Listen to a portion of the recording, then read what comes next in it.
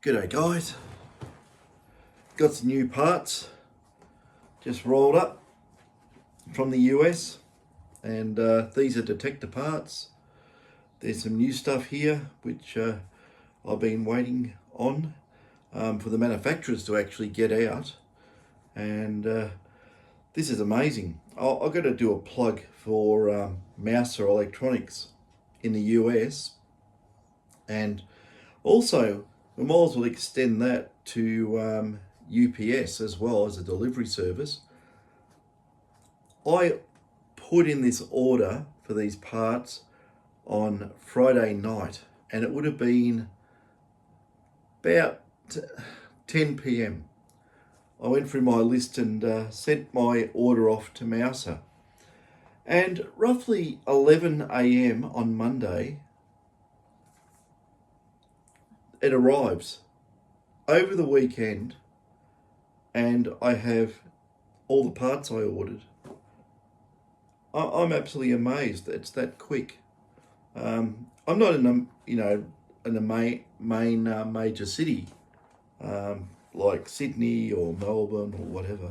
I'm in Ballarat, which is central Victoria, but still, it's on the doorstep today. Anyway, the parts I've got, the ones that are of interest, real interest, that's just some surface mount resistors. Yep, that's just some op amps. These are the things that blow up in the detectors in the GPX series quite often. The voltage regulators, which is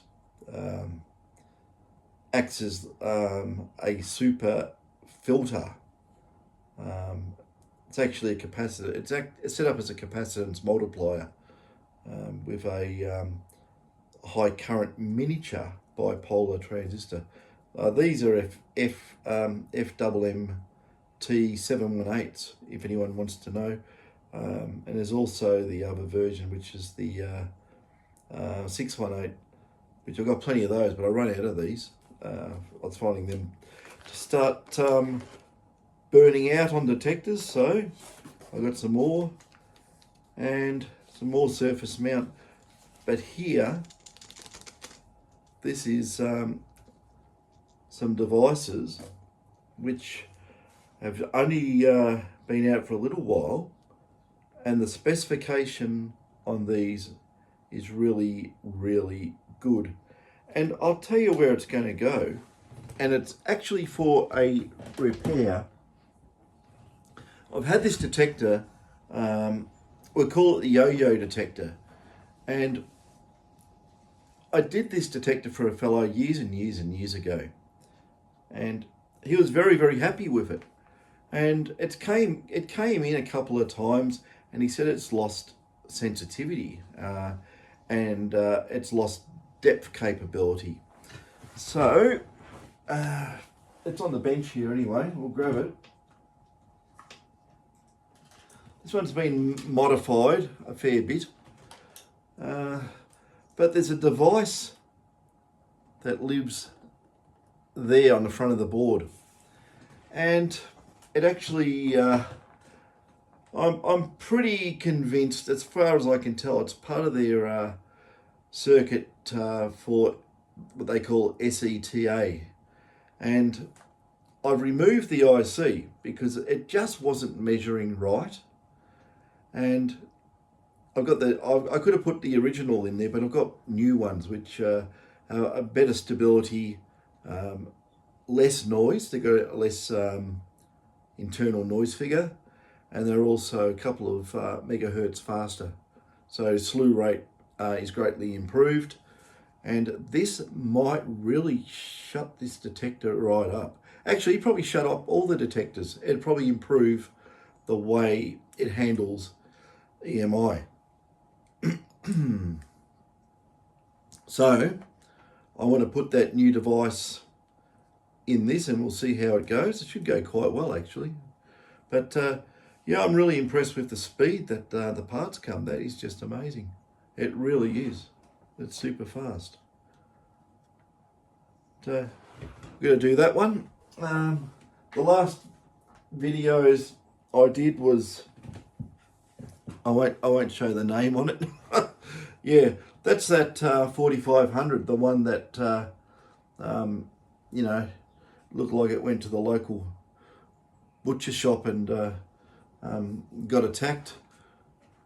Maybe I'm being a little bit unkind saying that, but she's all going. This is tested, works beautifully.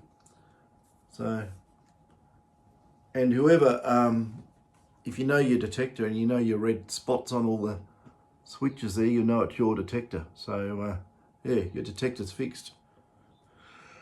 So we'll get back to you ASAP.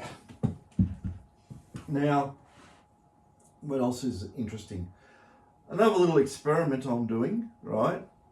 Now this on this detector here, this came in for more recent upgrades. This was done probably, I don't know, 7 or 8 years ago. And I had a look at the configurations, and of course a lot of knowledge has improved since 7 years ago. But what I'm doing here, I've got rid of the I get rid of the sleeve inductor. That actually is an EMI suppression thing more than anything for the detector generating spurious interference to other devices. So, but what I've done, I've put in a powdered iron core. That's that yellow one. And the other thing about the powdered irons too, because these detectors only pulse single-ended, they don't have a positive going pulse and a negative, like a sine wave or a double, positive and negative going square waves. So they're only single-ended. And with ferrites, the way they're configured, they don't have a internal reset mechanism, and they're very easy to saturate. So iron powder, basically you can, that little tiny core there, you could probably put 500 watts through that and it won't saturate. But ferrites, they do. But this type of ferrite here is a permalloy type, which has, its ferrite has a very high intrinsic impedance, but it also is internally gapped. It's to do with the lattice structure inside the way it's made. It has inherent air gap through the structure. It still has very, very high impedance, but what I've done here, I'm using both, and the way I've done this with both, right, the iron powder acts at low frequencies. This ferrite polypermalloy thing acts at higher frequencies, and I'm just running them in series with a loop of the wires through each one twice. I've done this. It does not seem to affect signal recovery. It cleans up the output from the detector. There's no spurious stuff there, so it's in compliance. And the other thing about it too, when you do this, it gives it like a transformer action, and helps possibly to remove some interference coming through on the cables, to sort of if you put a lot of turns there and that, you'll sort of make a choke, but you don't want to choke your small signals coming in. You want to balance the input wires, and by doing so, it causes a balancing effect, and we can cancel out some of the stray interference. We'll see how it goes anyway. I can do tests on that when I put it all back together. So this detector here, it's going to have the old boards. I mean, the old board, where is it? I mean, this is 7 years ago. I mean, 7 years ago, that was the board that went in. And nowadays, we've got the board somewhere. Don't know where I put it. It's ready to go in, but oh, there it is. So that's a newer version. That's a variable gain board with buffer amplifiers on it, by the way. There's a reason for that.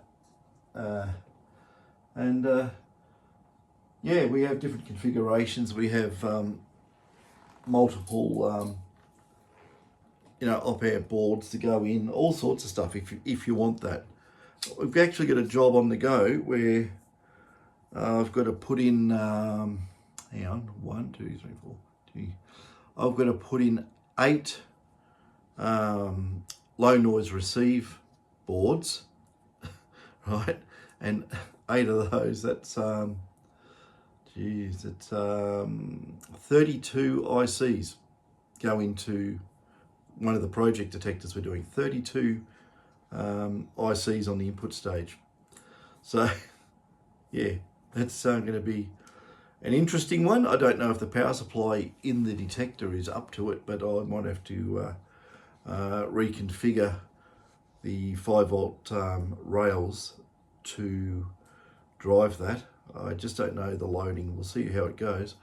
Apart from that too, if I had my way, I'd raise those 5 volt rails to 15 volts, plus or minus 15, to give it more dynamic range.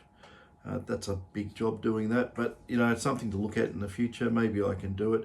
The thing is that you don't want the power supply to be on during the receive cycle, because on these they cycle the power supply off.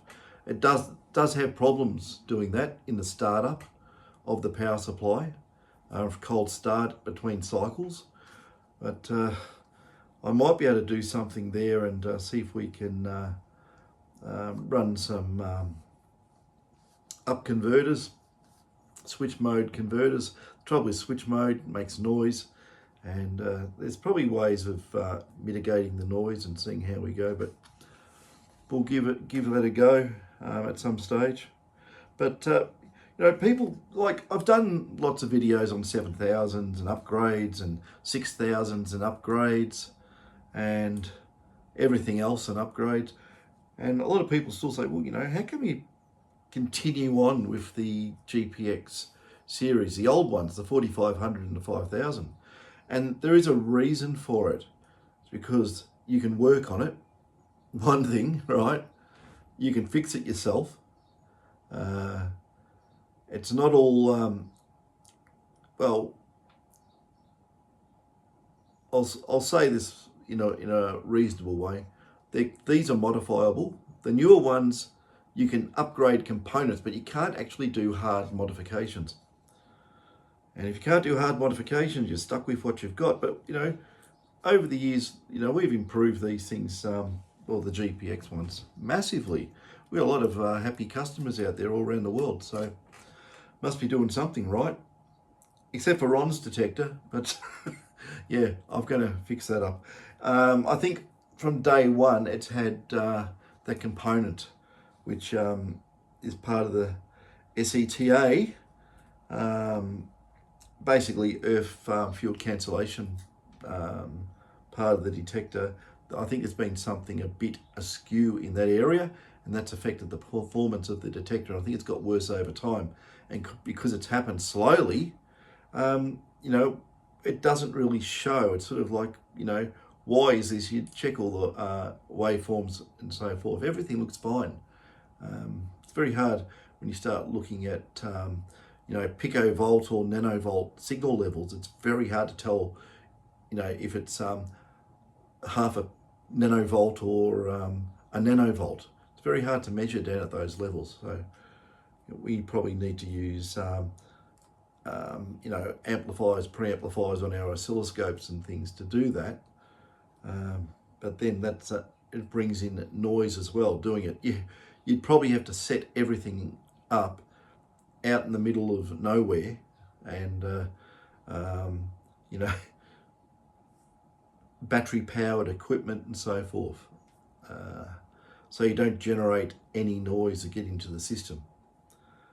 It is very difficult to work on these detectors in electrically noisy environment, because the detectors are so sensitive and you're generating noise everywhere. You turn on the light switch, or even just the power coming through the house generates harmonics, gets into the detectors, so it's very hard to keep everything clean. But we have this chip going in. I'm just putting it out there for these detectors, the 5000s and 45s, 4000s. The 35 or 3000, 3500s GP Extremes don't have this IC. So when I replace it, I'll see if it makes an improvement and what sort of improvement it makes. And on that, if it's really good, I will make a video about it. And if it doesn't do anything at all or is not worth mentioning, I won't. So that's that. By the way, on the previous video on that repair,